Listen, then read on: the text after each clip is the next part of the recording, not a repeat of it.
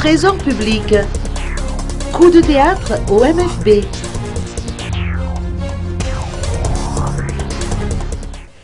Les employés du Trésor public, toujours en grève, ont intercédé pour empêcher la passation de service entre Orlando Robmannen et Pierre-Jean Fénoux, ce dernier ayant été nommé nouveau directeur général du Trésor. Tôt ce matin, ils ont bloqué l'entrée du bureau du ministère des Finances et du Budget à Antennarin pour interdire ainsi l'accès à l'ancien directeur général.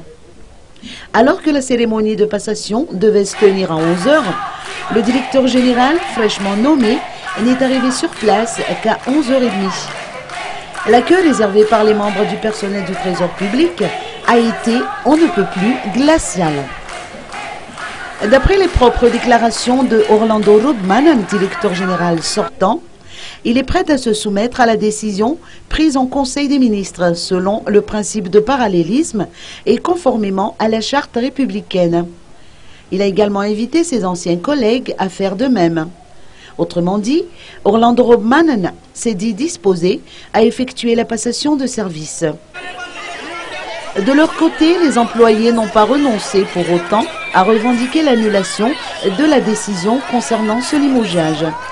Il a suffi de quelques minutes aux éléments de l'hémorragie pour entrer dans l'enceinte du ministère. Cette intervention a été caractérisée par les jets de bombes lacrymogènes. À midi et demi, le numéro 1 de l'hémorragie à Nalamang, le général Florence Rakutmahan, a débarqué sur place pour escorter le nouveau directeur général, Pierre-Jean Fénoux, afin que la passation puisse avoir lieu. Les forces de l'ordre ont ordonné en même temps à l'ancien directeur général Orlando Robmannen de quitter les lieux pour rejoindre le 4e étage du bâtiment du ministère des Finances. Les employés ont dénoncé la violence avec laquelle les forces de l'ordre sont intervenues. Ils ont décidé de renforcer la grève.